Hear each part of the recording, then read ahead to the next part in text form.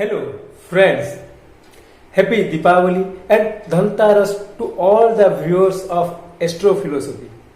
Thank you to be a part of Astrophilosophy throughout this year. आज का video में आज का जो वीडियो है इसमें हम लोग कवर करेंगे ये जो दीपावली अमावस्या है उसका एस्ट्रोलॉजिकल सिग्निफिकेंस क्या है। सेकंड पार्ट ये जो वीडियो में इसमें हम देखेंगे जो बार्थ टाइम रेक्टिफिकेशन में बहुत सारा क्वेश्चन था रिगार्डिंग बार्थ टाइम रेक्टिफिकेशन, उसको लेंगे। And third part of this video we will try to cover जो हमारा मेगा कंजक्शन होने वाला है सैटर्न एंड जुपिटर का, वो वाला चीज के ऊपर भी डिस्कशन करेंगे। But before starting this video, अगर आप मेरे चैनल में न्यू हो then do like and subscribe my channel so that you will get latest notification regarding my video uploads। चलिए देखते हैं जो दीपावली अमावस्या सेलिब्रेट करते हैं इसका एस्ट्रोलॉजिकल सिग्निफिकेंस क्या है एंड इस डेट में हमको क्या करना है, ये अमावस्या तिथि में हमको क्या करना है, वो वाला चीज को ऊपर हम डिस्कशन करेंगे। देखिए दीपावली अमावस्या ये साल का ये टाइम है जहां पर आप देखोगे sun is in the sign of Libra, तुला राशि में सन रहेंगे and it is the debilitated sign for sun. And आप देखिए दीपावली अमावस्या के टाइम में moon is around that sun and आप बोल सकते हो moon is closer to its debilitated point जो स्कॉर्पियो में है। तो आप बोल सकते हो sun and moon are not having the strength. आपका जो सोलर सिस्टम में हमारा जो सन एंड मून दो लुमिनरीज हैं उनका डिग्निटी आप देखिए they are almost in their debilitated point. ठीक है, तो हम दीपावली अमावस्या में क्या करते हैं, हम दिया जलाते हैं। दिया जलाने से क्या होता है, we are giving priority to the light. हम लाइट को प्रायोरिटी देते हैं। जहां पर आप देखोगे दीपावली अमावस्या साल का ये टाइम है जहां पर आपका both luminaries are in their lowest level of energy. तो हम लोग वहां पर दिया जाल के वो लाइट को एनकरेज करते हैं, हम लाइट के साथ खड़े रहते हैं।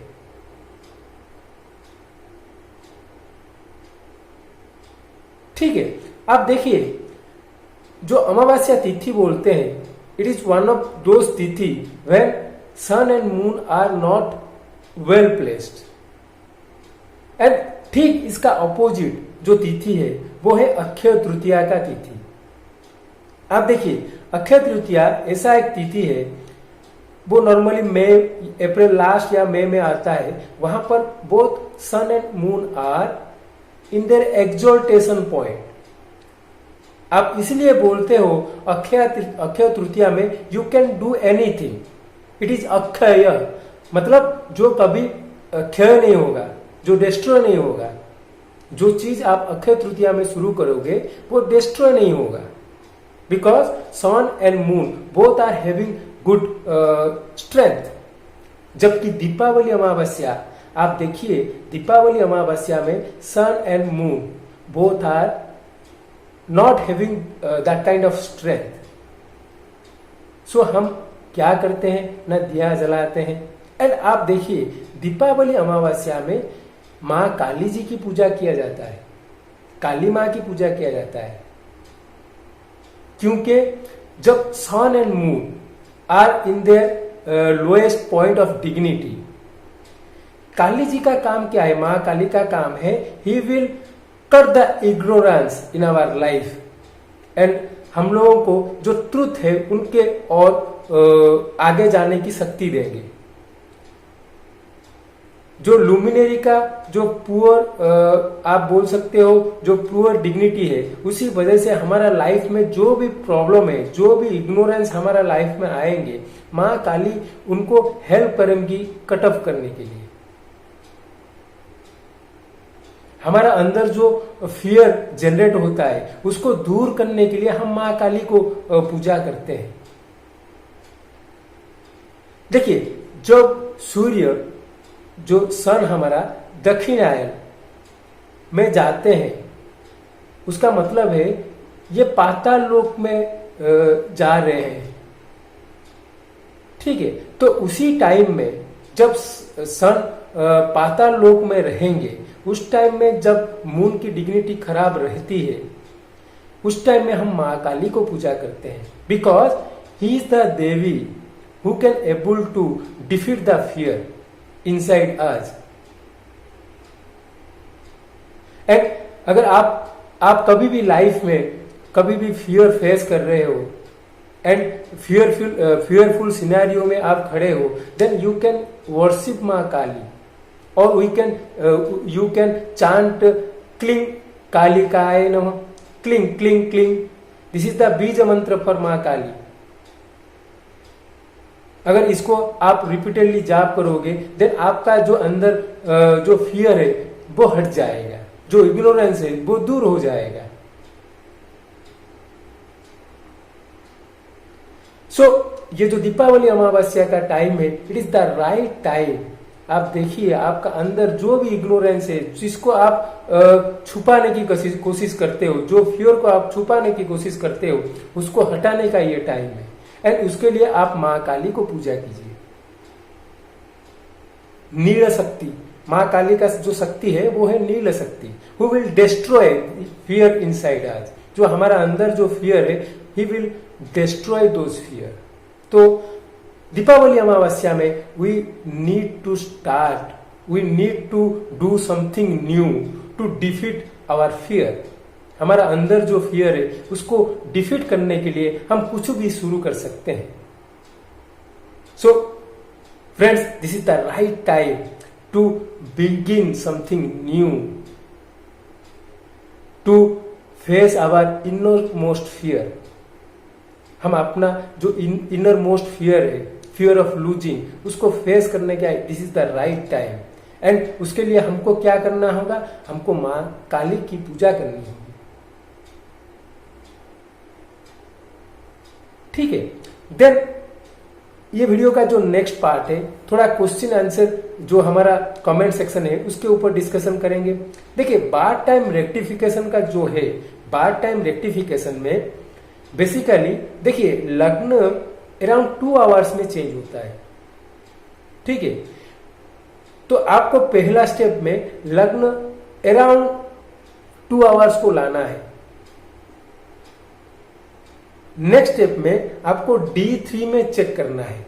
D3 में आप देखिए अराउंड 40 मिनट्स लग्न चेंज होता है। तो आप नेक्स्ट पार्ट में D3 में लग्न को फिक्स कीजिए। थर्ड पार्ट में आप D9 में लग्न को फिक्स कीजिए। जो मैं आपके साथ जो वीडियो शेयर किया था, that is the method of correcting lagna in D9।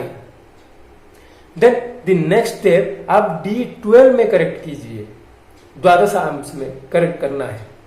Then आपको क्या करना है? D20 में करेक्ट करना है। उसके बाद आपको D30 में करेक्ट करना है। देन D60 में करेक्ट करना है। इसी तरह से आप करेक्ट करते जाओगे, then you can able to correct the lagna up to D60। And जो टाइम ड्यूरेशन रहेगा, it is around half a minute. तो आपका जो बार्थ टाइम करेक्शन हो जाएगा, it is around half a minute. देखिए, डिफरेंट मेथड्स आर देयर, जिसके साथ आप लाइफ इवेंट जो उनके एक नेटिव के साथ हो गया है, वो इवेंट को आप कोरिलेट करते जाओ अप टू D60। वो वाला भी मेथड यूज कर सकते हो। तो बार्थ टाइम रेक्टिफिकेशन क्यों करना है? बिकॉज आप देखिए, अगर D1 को आप पकड़ के चल रहे हो, then D1 lagna will be change around 2 hours time. तो आप अगर D3 तक करेक्ट करते हो, then you are correcting the birth time around 40 minutes. अगर D9 तक जाते हो, then it is around 15 to 20 minutes.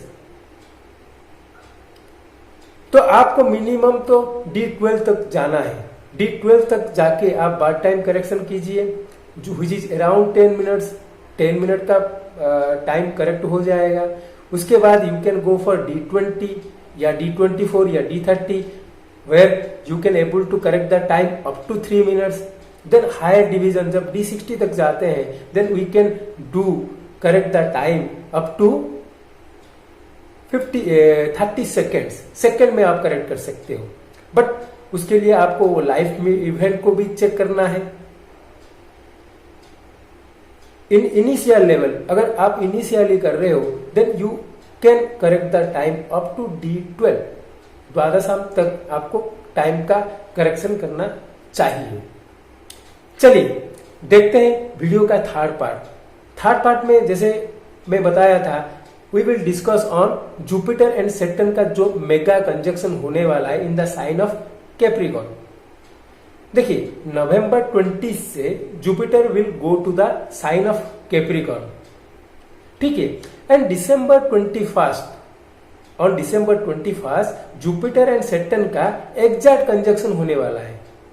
And आप देखिए जुपिटर एंड सैटर्न का जो एग्जैक्ट कंजक्शन होगा वो होगा अराउंड 5 डिग्री ऑफ कैप्रिकॉर्न, जो जुपिटर का डेबिलिटेटेड पॉइंट है, वहां पर जुपिटर नीच हो जाता है।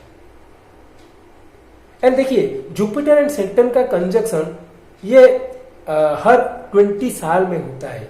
And it is a sign where we can say that, और आप बता सकते हो it is the sign of changing age a whole, it is a changing age a whole by the nature. अगर आप टोटल वर्ल्ड का view में अगर बताओगे so it is a change which is starting in every 20 years. And आप देखोगे हर 20 year में Jupiter and Saturn का कंजक्शन अराउंड 20 ईयर में होता रहता है। सो जब आप ये वाला कंजक्शन नेटल चार्ट में देखोगे, बार चार्ट में देखोगे, देखिए जुपिटर रिप्रेजेंट सेल्फ। आप नाड़ी एस्ट्रोलॉजी में आप बता सकते हो जुपिटर सेल्फ को रिप्रेजेंट करता है। जब सैटर्न के साथ वो कंजक्ट हो जाता है तो आप अगर नाड़ी एस्ट्रोलॉजर हो तो आप ये बता सकते हो कि the native will suffer a lot in the initial part of his life. Nadi astrology में ये बताया जाता है कि जब जुपिटर एंड सैटर्न का कंजक्शन होता है the native will suffer in the initial part of the life. And देखिए Jupiter Saturn shows the profession. जब जुपिटर अटैच हो जाता है सैटर्न के साथ तो आप बता सकते हो बार चार्ट में अगर जुपिटर सैटर्न के साथ अटैच है सो द पर्सन और native can do something related to teaching और something related to finance. Jupiter का सिग्निफिकेंस यूज कीजिए। अभी जो ट्रांजिट में हो रहा है वो वाला चीज को फोकस करते हैं। ट्रांजिट में देखिए जुपिटर एंड सैटर्न का कंजक्शन हो रहा है कैप्रिकॉर्न साइन है। Saturn shows the ugly part of our life which is nothing but hard work। आप देखिए कोई भी नेटिव हार्ड वर्क करने के लिए कभी पसंद नहीं करता है। हम सोचते हैं जो लाइफ का चीज इजीली हमको मिल जाए उतना ही अच्छा है, बट सैटर्न हमेशा बोलता है you need to do hard work to get anything. तो जब जुपिटर भी उसके साथ अटैच हो जाता है एंड वो साइन है कैप्रिकॉर्न का साइन है जो है नॉर्मली हमारा नेचुरल जोडिएक का 10th हाउस है, तो हम बोल सकते हैं it is the right time to focus to our profession और टू आवर जॉब और to our work place and do hard work over there. Jupiter wisdom को शो करता है। तो आपको यहां पर क्या है ना, आप जब जुपिटर और सैटर्न का कंजक्शन होता है you need to do hard work to get the knowledge about the profession और work place, because Saturn will not, आप कभी भी देखोगे Saturn will not give it easily. आप कभी भी देखोगे सैटर्न कोई भी चीज इजीली नहीं देगा। आप हर चीज के लिए you need to put efforts, आप हर चीज के लिए एफर्ट आपको देना है। एंड आप देखिए कैप्रिकॉर्न का जो साइन है, it is lorded by Saturn and it is a female sign. Female sign it is always towards internal, showing internal things. आप जब भी फीमेल साइन कोई प्लैनेट का देखोगे, इट शोज इंटरनल थिंग्स। तो यहां पर जुपिटर सैटर्न का जो कंजक्शन है, ये फोकस करने की कोशिश कर रहे हैं। We need to focus our focus internally and become more structured, organised, discipline, specially to our work place. हमको स्ट्रक्चर्ड, ऑर्गेनाइज्ड, डिसिप्लिन होना पड़ेगा। अगर हम होंगे नहीं, हम स्ट्रक्चर, ऑर्गेनाइज्ड, डिसिप्लिन नहीं बनेंगे, then we will face a lot troubles in our work place.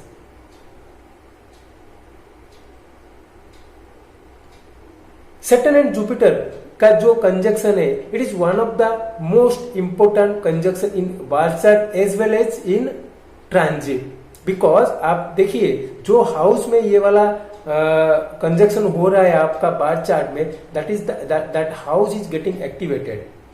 उसका मतलब ये है, मान लीजिए सैटर्न एंड जुपिटर का कंजक्शन किसी का 7th हाउस में है, तो आप बोल सकते हो उसका जो स्पाउस के साथ या पार्टनरशिप अगर कुछ है, वो वाला पर्सन एक्टिवेट हो गया है लाइफ में। अगर 4th हाउस में हो रहा है, देन उसका मदर रिलेटेड, गाड़ी रिलेटेड, व्हीकल रिलेटेड या प्रॉपर्टी रिलेटेड कुछ चीज एक्टिवेट हुआ है। 10th हाउस में है तो प्रोफेशन रिलेटेड चीज एक्टिवेट हुआ है। सो आप जब भी सैटर्न जुपिटर का ट्रांजिट होता है, it is one of the most biggest event of this year. उसको आप बोल सकते हो it is a double transit phenomenon. जब सैटर्न जुपिटर का ट्रांजिट होता है हर साल, एक particular sign is getting activated and आपका बार्थ चार्ट में भी वो वाला साइन एक्टिवेट हो जाता है। तो इस साल का जो सैटर्न एंड जुपिटर का कंजक्शन होने वाला है, it is in the sign of Capricorn. दोनों वहां पर रहेंगे तो आपका कैप्रिकॉर्न का साइन एक्टिवेट हो जाएगा। एंड आप देखिए सैटर्न एंड जुपिटर का जो कंजक्शन होने वाला है, ये होने वाला है उत्तराषाढ़ा नक्षत्र में। एंड उत्तराषाढ़ा नक्षत्र का जो देवता है, जिनके साथ हम उनको लिंक करते हैं, वो है लॉर्ड गणेशा। तो आप गणेश जी की पूजा कीजिए। एंड आप देखिए कैप्रिकॉर्न का साइन एर्थ साइन है and Ganesh ji is associated with earth element. Ganesh ji is also called as Vignaharta. He will take all your vignas. So, friends, this is all about Saturn and Jupiter conjunction and my analysis on Saturn and Jupiter, how they will behave in the sign of Capricorn. Hope you like this video. Do like and subscribe my channel. Thank you.